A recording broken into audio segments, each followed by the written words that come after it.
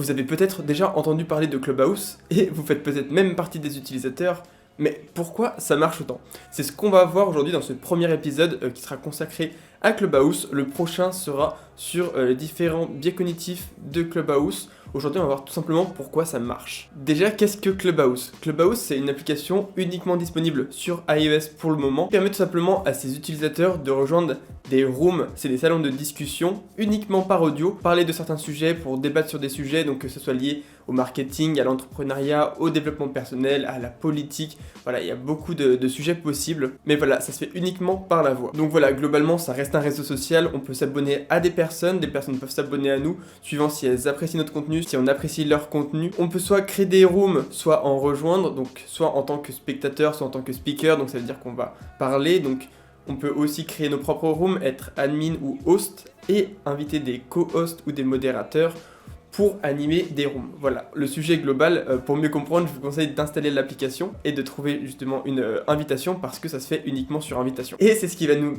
amener à l'explication à travers les biais cognitifs de pourquoi Clubhouse ça marche autant. Le premier biais cognitif qui va énormément entrer en jeu, c'est l'effet de rareté. En fait, ce biais cognitif conduit les individus à accorder plus de valeur à un objet qu'ils considèrent comme rare qu'à un objet qu'ils ne considèrent pas comme rare mais comme accessible ou disponible en abondance. Et ça tombe bien parce que Clubhouse joue énormément dessus. Déjà pour commencer, Clubhouse est uniquement disponible sur iOS, c'est-à-dire que si vous êtes sur Android, vous ne pouvez pas y accéder. Donc à partir de là, l'effet de rareté commence. C'est uniquement disponible sur iOS, mais même si vous êtes sur iOS, c'est pas forcément accessible à vous parce qu'il vous faut une invitation. C'est-à-dire qu'il vous faut quelqu'un qui soit déjà dans l'application, qu'il vous envoie, qu'il vous parraine, grâce à un code d'invitation, un lien d'invitation. Et en plus, en sachant que si la personne que vous invitez se fait bannir à cause de non-respect de règles, par exemple, vous avez des chances de vous faire bannir. Donc les personnes qui auront des invitations ne vont pas les donner à la volée. Elles vont choisir qui elles veulent inviter, qui elles veulent parrainer. Et du coup, cet effet de rareté, en fait, ça va être très difficile d'y accéder.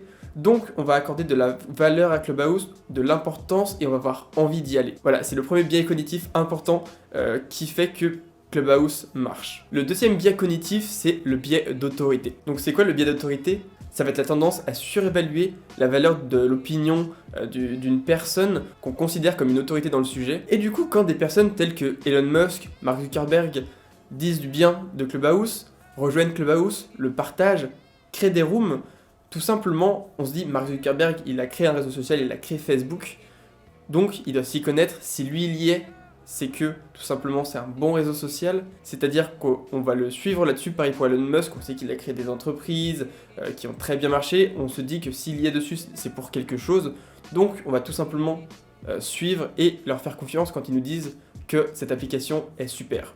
Voilà, c'est le deuxième biais. En plus, il y a beaucoup de personnes populaires qui ont une certaine influence, qui sont sur Clubhouse, donc forcément, une chose en entraînant une autre.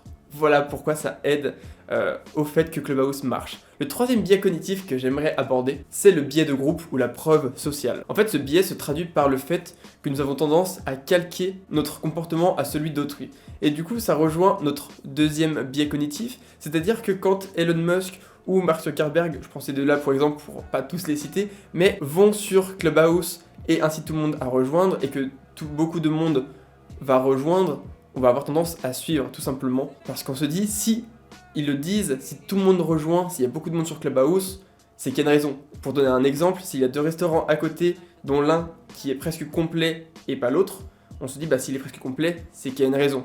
On sait peut-être pas laquelle, on va intuitivement se dire ça doit être très bon, la qualité doit être géniale. Et bien là c'est pareil sur Clubhouse, si on voit que des personnes le recommandent et que beaucoup de personnes vont suivre et qu'il y a beaucoup de téléchargements, que beaucoup de personnes en parlent, on va avoir tendance à y aller. Voilà, après il existe d'autres biais comme le biais d'engagement, le coût irrécupérable, qui vont faire en sorte tout simplement qu'étant donné qu'on a déjà passé du temps dessus, on va continuer à passer du temps à développer notre communauté pour pas avoir perdu ce temps entre guillemets. Mais on va pas forcément les aborder maintenant parce qu'on les abordera dans d'autres vidéos. Mais le dernier aspect que j'aimerais vraiment introduire, c'est le fameux effet FOMO. Mais quel est ce biais très très important qui sont sur beaucoup de réseaux sociaux? Tout simplement la peur de manquer quelque chose. Que ce soit des informations, un événement, une nouvelle, ça va jouer énormément dessus. Et d'ailleurs, c'est là-dessus que Clubhouse va aussi beaucoup miser. Comme je le rappelle, les débats sur Clubhouse sont publics, les rooms sont publics, à part certaines qui peuvent être privées, mais il est possible d'accéder à toutes sortes de choses, c'est-à-dire qu'on peut accéder à des discussions d'Elon Musk, de Mark Zuckerberg, de plein de personnalités maintenant. Il y a beaucoup de personnalités qui ont rejoint.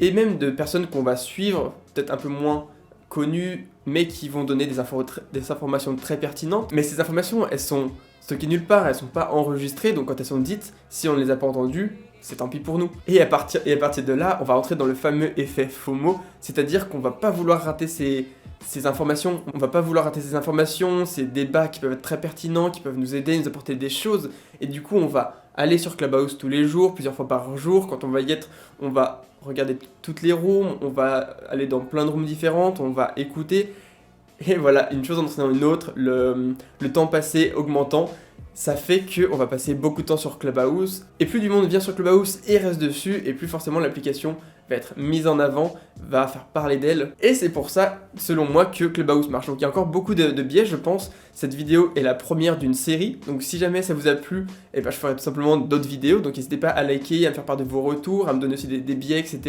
Bien sûr, j'ai un compte Clubhouse, même un club sur le comportement humain, donc c'est le titre. J'espère que vous le rejoindrez si vous êtes sur Clubhouse, et sinon n'hésitez pas à rejoindre, à trouver des codes d'invitation. En tout cas, voilà, j'espère que vous avez aimé cette vidéo, n'hésitez pas à liker, à commenter, à me faire part de vos retours, et à vous abonner pour ne pas louper le deuxième épisode consacré au biais cognitif influençant le jugement sur Clubhouse. Allez, on va se dire à la prochaine, et bye bye tout le monde.